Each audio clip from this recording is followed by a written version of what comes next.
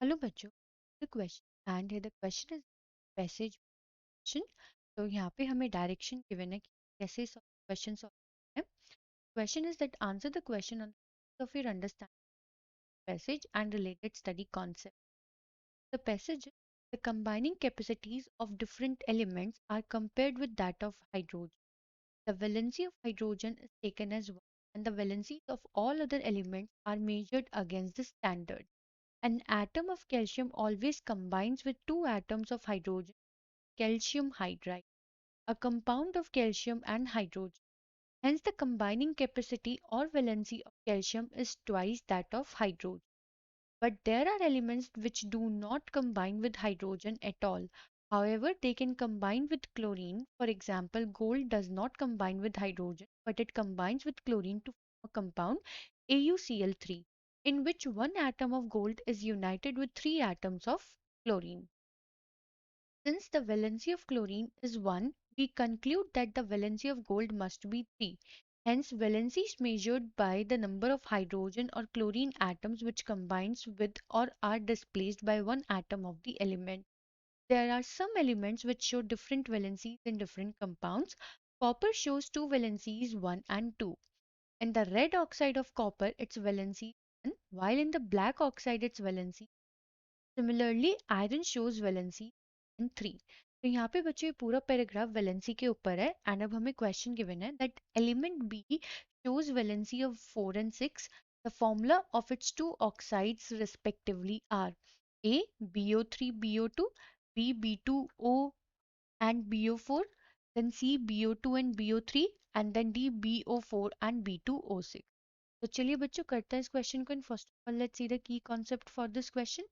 तो जनरली बच्चों होता क्या है जब हमें केमिकल फॉर्मूलाज फॉर्म करने होते हैं, केमिकल फॉर्मूलाज, तो हम करते क्या है, हम बच्चों हेल्प लेते हैं क्रिस क्रॉस मेथड की।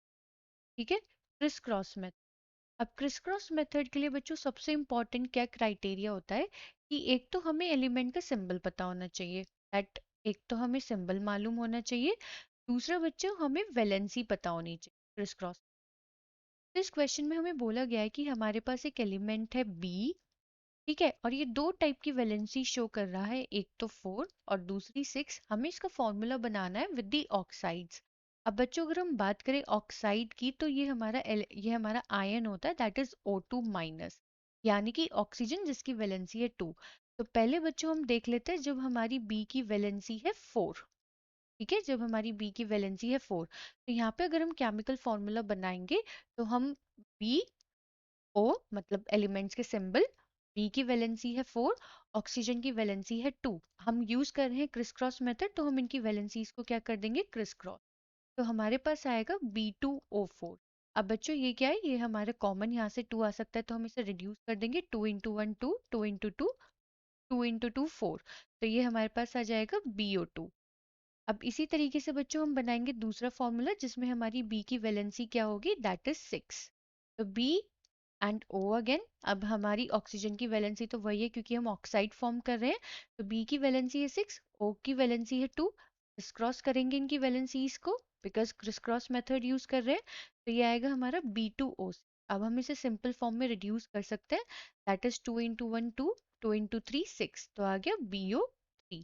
तो जब वैलेंसी रही बी की 4 तब हमारा फॉर्मूला था BO2, जब वैलेंसी रही बी की 6 तब हमारा फॉर्मूला हुआ BO3। यानी कि बच्चों हमारा जो करेक्ट ऑप्शन होगा among A B C and D, so that will be option C, BO2 and BO3। क्योंकि बच्चों हमसे रिस्पेक्टिवली पूछा गया ना विद रिस्पेक्ट टू 4 एंड 6, तो with respect to valency 4 compound is BO2, with respect to valency 6 compound is BO3। I hope बच्चों आपको ये क्वेश्चन समझ में आ गया होगा। Thank you.